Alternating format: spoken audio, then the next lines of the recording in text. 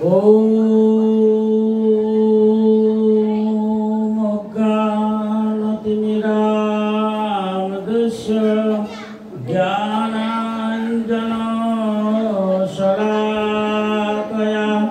चक्षुरुन्मिलितं येन तस्मै श्रीगुरवे नमः। ओम नमो भगवते वासुदेवाय। ओम नमो श्रीलोकनाथाय नमः। ओम तत्सत्।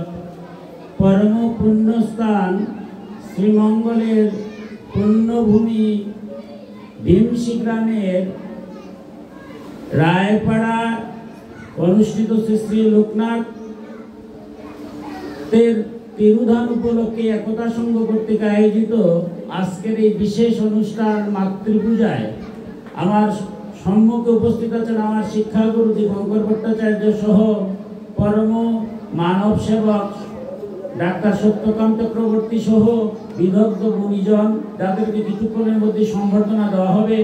আমার পিতৃভ্য মাতৃগণ, সূত্রী নারায়ণগণ, সবাইকে আত্মজ্ঞানে আমার প্রণতি জ্ঞাপন করি।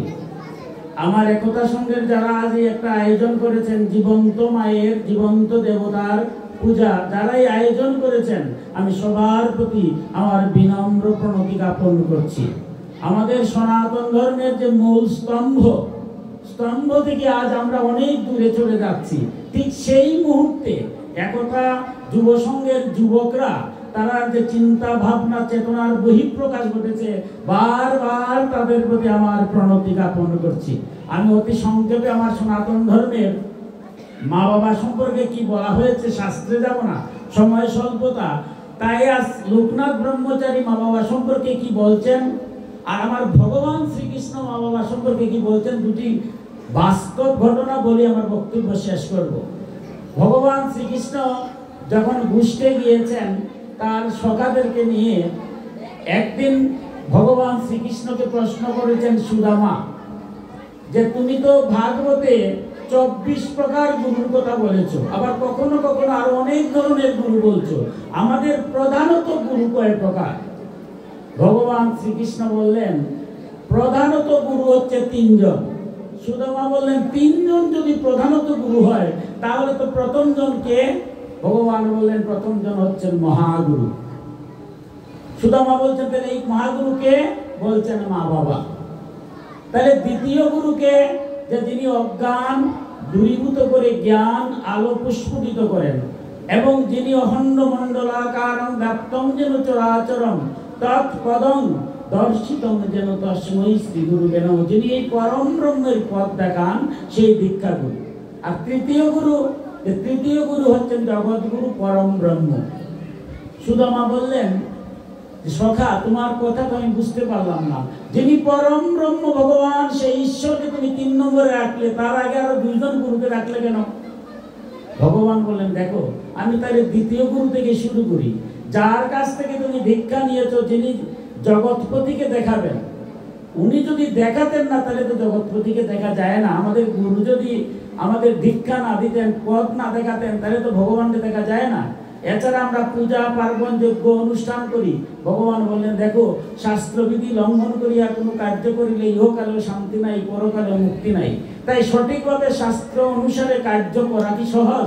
তাই সবার আগে গুরুকে প্রণাম জানিয়ে, গুরুকে সঞ্জিয়ে তবে আমরা ঈশ্বরকে পূজা করতে হয়। সুদামা বললেন ঠিক আছে, ভগবানকে পূজা করার আগে আমি গুরুর পূজা করব, কারণ আমার ভুল ভ্রান্তি সমস্ত কিছু মাফ করবেন। কিন্তু তারও আগে তুমি তো বলে দিয়েছো মা বাবা মহাগুরু। মা বাবাকে মহাগুরু কেন বললে? এবার ভগবান কি মধুর কথা বলছেন ভাগবতে। বলছে দেখো সুদামা, এই সংসারে আমরা যারা মনুষ্য দেহ নিয়ে আসছি, সনাতন ধর্মে বলছে কর্মফল অনুসারে 84 লক্ষ জুনি পরিভ্রমণে দুর্লভে মানব জন্ম আমরা পেয়েছি। তো মানব জন্ম কিভাবে পেয়েছি? পিতৃ ঔরসে মাতৃ গর্ভে মায়ের রক্ত মাংস মজ্জা অস্থি দিয়ে একটা মাংসপিণ্ড তৈরি হয়েছে বিধায়ী ভগবান অনাদিরাদি গোবিন্দ আমার দেহের মধ্যে প্রবেশ করেছেন। যদি পিতৃ ঔরসে মাতৃ গর্ভে মাংসপিণ্ডর সৃষ্টি হতো না, তাহলে ভগবান নিজেও এই মানব দেহের মানব হৃদয়ে তিনি অবস্থান করতে পারতেন না। কি পারতেন? তাই যার কারণে, যার পিতৃ ঔরসে মাতৃগর্ভে আমার দেহখানা তৈরি হলো, তার পূজা না করে যদি গোবিন্দের পূজা করা হয়, বিষ্ণু পুরাণে বলছেন স্বয়ং শ্রী বিষ্ণু, যারা মা বাবার পূজা না করে, সেবা না করে আমার অর্থাৎ বিষ্ণুর পূজা করেন, সেই পূজা বিষ্ণু গ্রহণ করেন না। তাই ভগবান শ্রীকৃষ্ণ বলছেন যে মায়ের এক ফোঁটা দুধের ঋণী শোধ করা যায় না। আর যে প্রসব যন্ত্রণা থেকে শুরু করে এই যে মনুষ্য জগতে আসা এবং পরবর্তী তাকে লালন পালন করা, একটা পশুর বাচ্চার মানুষের বাচ্চার অনেক পার্থক্য। পশুর বাচ্চা জন্মের পরে কিন্তু একটু করেই মায়ের স্তন কোথায় আছে সেটা বাইর করে খায়, একটু করে নাচানাচি শুরু করে, কিন্তু মানব বাচ্চা সে অসহায়ের মতো জন্ম নেয়। তখন একমাত্র মা আর বাবা ভিন্ন, এই জগতে কেউই থাকে না। তাই মা বাবা জগতের সব। তাই সনাতন ধর্মে ভগবান শ্রীকৃষ্ণই ঘোষণা করলেন যে মহাগুরু হচ্ছেন মা বাবা। মহাগুরুর পূজা না করে, মহাগুরুর সেবা না করে যদি গোবিন্দের পূজা করা হয়, গোবিন্দ বলছেন আমি সেই পূজা গ্রহণ করি না। স্বয়ং ভগবান যখন ছোট্ট ছিলেন, ননি চুরি করেছেন, দধি চুরি করেছেন, দুধ চুরি করেছেন, মা অত্যন্ত রাগ করে কি করেছিলেন? ভগবান শ্রীকৃষ্ণকে বাঁধতে চেয়েছিলেন। ভগবানকে কি বাঁধা যায়? ভগবানে যখনই বাঁধতে গেছেন, 2 আঙ্গুল হয়ে যায় রঞ্জুমানে দড়ি। এই যে দাবমন্দন লীলা, আমি সংক্ষেপে বলছি। সেই 2 আঙ্গুল যখন হয়ে যায়, মা আর বাঁধতে পারতেছে না। কিছুক্ষণ পরে যখন মা একদম ঘেমে গেছেন, সাথে সাথে ভগবান শ্রীকৃষ্ণ চিন্তা করলেন সর্বনাশ, আমার ঐশ্বরিক শক্তি আমার মায়ের উপরে ফেলছি, আমার ঐশ্বরিক শক্তি দিয়ে রঞ্জুটাকে আমরা 2 আঙ্গুল করে ফেলছি। যে মায়ের স্তন পান করে এই মাতৃ স্নেহ আমি পেয়েছি, তার সাথে আমার ঐশ্বরিক ভাবনা, সাথে সাথে তার ঐশ্বরিক ভাব বাদ দিয়েছেন মা। ভগবান শ্রীকৃষ্ণকে কি করছেন? প্রেমের লীলায় এই যে মাতৃ স্নেহে কি করছেন? তাকে বেঁধে ফেলছেন। অর্থাৎ ভগবানকেও ভগবানের জায়গায় আমরা সবাই ভগবানের পূজা করি, আর ভগবান মায়ের পূজা করেছেন। তাই ভগবান মায়ের কাছে ধরা খেয়েছেন। দাবমঙ্গল লীলায় দেখি আমরা 2টি কথা বক্তব্য আর বেশি দেব না, কারণ অনুষ্ঠানে কেন আছে। শুধু লোকনাথ বাবা ব্রহ্মচারীর কথা বলে আমার বক্তব্য শেষ করে নেব। লোকনাথ বাবা বলছেন আমার চরণ ধরিস না, আমার আচরণ ধর। দেখুন, যারা যুব সমাজ, তরুণ সমাজ, আমি গতকালকে লোকনাথের অনুষ্ঠানে আলোচনায় ছিলাম বিংশিতে, তো একটা কথাই বলছি যে আমার লোকনাথ ব্রহ্মচারী কত কঠিন কথা বলছেন যে আমার চরণ ধরিস না, আমার আচরণ ধর। অর্থাৎ আমারে শুধু পূজা করলে হবে না, পূজা পার্বণ যজ্ঞ আমরা যাই করছি হবে না। লোকনাথ বলছেন আমার আচরণ, আমি কি বলছি আমার কথাগুলো স্মরণ করো। লোকনাথ অনেক কথা আমাদের উদ্দেশ্যে বলছেন, মা বাবা সম্পর্কে বলছেন। যারা স্বেচ্ছায় কিংবা অনিচ্ছায়, শ্রদ্ধায় কিংবা অশ্রদ্ধায় মা বাবার সেবা করে, তারা ইহকালে শান্তি এবং পরকালে মুক্তি লাভ করে। যে যারা, এই কথাটার মধ্যে অনেক ব্যাখ্যা, শ্রদ্ধায় কিংবা অশ্রদ্ধায় কেন বলছেন? দেখুন, আমার বাবা আমার মা যখন বয়স হয়ে যায়, তখন আমার সন্তান তুল্য হয়ে যায়। আমি যখন ছোট ছিলাম, তখন আমি কত দুষ্টামি করেছি নিজে তো আর জানি না, এখন নিজের ছেলে মেয়ে হয়েছে বুঝতে পারি। ঠিক আমার মা বাবা যখন বৃদ্ধ হয়ে যায়, তখন তারা সন্তানের মতো হয়ে যায়, মাঝে মাঝে বিরক্ত হয়। কিন্তু লোকনাথ বাবা বলছেন যারাও তোমার সন্তান, তাই বলে তোমার নিজের ছেলেকে মেয়েকে তাক করে যেভাবে তুমি থাকতে পারো না, তোমার মা বাবা যদি বয়স্ক হয়ে যায়, যন্ত্রণাও তোমাদের হয়, শ্রদ্ধা যদি উঠে যায়, তবুও তুমি তোমার মা বাবাকে তাক করতে পারবে না। তিনি আরো কঠিন কথা বলছেন। দেখো, আমরা যখন পূজা পার্বণ অর্চনা করি, আমার স্যার দীপঙ্কর ভট্টাচার্য মহোদয় এখানে উপস্থিত আছেন, পূজা করেন, পূজার পরে কি করেন? যজ্ঞ করেন। যজ্ঞ করলে পরে কি হয়? যখন যজ্ঞের আগুন ধাউ ধাউ করে, আগুনের মধ্যে তিনি ঘি দেন, মানে আগুনটা যাতে আরো ধাউ ধাউ করে উঠে, তখন এই আগুনের মধ্যে ঘি দেওয়ার পরে কিন্তু পূর্ণাহুতির কলা অথবা নারকেল যজ্ঞে দেন। লোকনাথ ব্রহ্মচারী বলছেন যদি যজ্ঞের মধ্যে আগুন না থাকে, ছাই থাকে, আর ছাইয়ের মধ্যে যদি মূল্যবান দ্রব্য ঘি টিনের পর টিন দেওয়া হয়, তাহলে কি পুণ্যাহুতি দেওয়া যাবে? চায়ের মধ্যে ঘি ঢাললে যেভাবে পুণ্যাহুতি দেওয়া যায় না, ঠিক তেমনি ভাবে মা বাবার সেবা না করে, মা বাবার পূজা না করে কেউ যদি গোবিন্দের পূজা পার্বণ অর্চনা করে, গোবিন্দ সেই পূজা গ্রহণ করেন না, সেই পূজা হয় চায়ের মধ্যে ঘি ঢালার মতো। তাই সনাতন ধর্মে একমাত্র মহাগুরু, কেউ যদি মা বাবা মারা যায় বলে মহাগুরু নিপাত হয়েছেন, আর কেউ মহাগুরু দুইজন, পিতা এবং মাতা যৌথভাবে এক বলা হয়েছে। সেই পিতা সম্পর্কে সনাতন শাস্ত্রে বলছে, পিতা স্বর্গ পিতা ধর্ম পিতাই পরমম তপ পিতরি পৃথিবাপন্নে প্রিয়ন্তে সর্বদেবতা। পিতাই স্বর্গ, পিতাই ধর্ম, পিতা সন্তুষ্ট হলে দেবতারা সন্তুষ্ট হন, আর পিতা যদি অসন্তুষ্ট হন দেবতারা অসন্তুষ্ট হন। মাতৃ প্রণামে বলা হয়েছে, জাত প্রসাদাদ জগৎ দৃষ্টং পুণ্য কাম যদাশিষা প্রত্যক্ষ দেবতায় মে তস্मै মাতৃ নমো নমঃ। যে যিনি কুশীর দেবতা আর সন্তানের কাছে তার মা বাবা, সে হচ্ছে প্রত্যক্ষ দেবতা। সেই কারণ মায়ের এক ফোঁটা দুধের নিষেধ করতে পারি না, আর মার রক্ত মাংস মজ্জা অস্থি দিয়া যে আমার দেহখানা তৈরি করলেন। আধুনিক বিজ্ঞান চিকিৎসা শাস্ত্রে পরম শ্রদ্ধাভাজন পূজনীয় আমাদের স্বাস্থ্য বিভাগের প্রাক্তন পরিচালক সত্যকান্ত চক্রবর্তী বুদ্ধ এখানে উপস্থিত আছেন। আমাদের চিকিৎসা শাস্ত্র বলছে এই সনাতন ধর্মের কথা, যে মায়ের রক্ত মাংস মজ্জা অস্থি দিয়া আমার এই দেহখানা তৈরি করেছেন। সুতরাং তিনি যদি তৈরি করতেন না, তাহলে আমার এই দুচুক মেলে এই বিশ্ব ব্রহ্মাণ্ড দেখার সুযোগ হতো না। তাই বলছেন মা বাবা হচ্ছেন প্রত্যক্ষ দেবতা। আজকের যারা আয়োজক বৃন্দ, হয়তো আমার মতো যারা একটু জ্ঞান কমের মধ্যে প্রশ্ন আসতে পারে যে মহাগুরু পূজা হবে, মা বাবা দুইজনে পূজা হলেই ভালো হতো, তবে তারা আয়োজকরা আজকে বাবাদেরকে আয়নে মাদেরকে কেন আনলেন? হয়তো তাদের মধ্যে অনেক জ্ঞানী গুণী লোক আছেন, বিধায় তারা চিন্তা করছেন। কারণ মনুষ্য আজকের যে বিচারটা আমি বলতেছি, জানি না তাদের মনোভাবটা এইরকমই। মহাগুরু মা বাবা দুইজন, তবে দুইজনের মধ্যে আবার কে বড় কে ছোট, এটার মধ্যে আবার মনুসংহিতায় গিয়ে, আমরা 20খানা সংহিতা আছে, সেই সংহিতায় মনুসংহিতায় গিয়ে প্রশ্ন করা হয়েছে যে মা এবং বাবা দুইজনের মধ্যে বড় কে। দুইবার বলা হয়েছে দুইজনই সমান, মা এবং বাবা সমান। তৃতীয়বার গিয়ে বলা হয়েছে যে বাবারও সহস্র গুণ উপরে মায়ের স্থান, অর্থাৎ মার কোনো স্থান নিতে পারে না। কারণ পিতৃ ঔরসে মাতৃগর্ভে 10 মাস 10 দিন যে মা যে সন্তানকে তার পেটের মধ্যে ধারণ করেছে, মা যে প্রসব যন্ত্রণা সহ্য করেছে, মায়ের রক্ত মাংস মজ্জা অস্থি দিয়া যে আমার দেহখানা তৈরি করেছে, পিতার চেয়েও সহস্র গুণ অনেক ঊর্ধ্বে, যার কোনো স্থান নাই। এই জন্যই আমরা দেখেছি কুমারী পূজার হয়, যেটা স্বামী বিবেকানন্দ একটা মেয়েকে অষ্টমী দিন মাতৃ আসনে বসিয়ে আমাদের কুমারী পূজা হয়।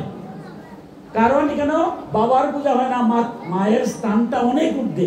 আমার খুব ভালো লেগেছে, আমরা মহাগুরু পূজা করব, কিন্তু একতা সঙ্গের যারা ভক্তবৃন্দ, যারা একতা সঙ্গের যুবকরা তরুণরা অত্যন্ত জ্ঞানী গুণী এবং অনেক ঊর্ধ্বের, আমাদের চোখ দেখিয়ে দিলেন সমাজকে যে আমরা পূজা পার্বণ যজ্ঞ যাই কিছু করি না কেন, যদি মা বাবার পূজা সেবা না হয়, এবং মা বাবার মধ্যে হয়তো তার আগামীতে বাবাকেও আনবেন, মা বাবার মধ্যে যেহেতু মায়ের স্থান সবার ঊর্ধ্বে, তাই মাকে পূজা দেখিয়ে আমাদের সমাজকে দেখিয়ে দিলেন। আমরা জানলাম শিখলাম যে মা বাবার পূজা ভিন্ন কোনো পূজা হয় না। আমি একটা কথা দুটি কথা বলে আমার বক্তব্য শেষ করব, কিন্তু দুর্ভাগ্য আমরা সনাতন ধর্মীরা, আজকে আমি কথাটা খুব দুঃখের সাথে বলবো, কাউকে উদ্দেশ্য করে নয়, খুব দুঃখ হয়। সনাতন ধর্ম সহ আমাদের বিশ্বে অনেক ধর্মাবলম্বী আছে, সব ধর্মের মানুষ সনাতন ধর্মকে শ্রদ্ধা করে, এই অর্থে যে সনাতন ধর্মের কোনো ছেলে মেয়েরা মা বাবাকে ত্যাগ করে না। সন্তান যদি খায় তাহলে মা বাবাও খায়, কিন্তু আজ বড় দুর্ভাগা, আজ আমি লেখায় পড়ায় অনেক বড় হয়েছি, শিক্ষিত হয়েছি, আমি মাস্টার ডিগ্রি পাস করেছি, আমার সহকর্মী master degree pass, PhD pass, professor হয়েছি, ডাক্তার হয়েছি, ইঞ্জিনিয়ার হয়েছি, কোটিপতি হয়েছি।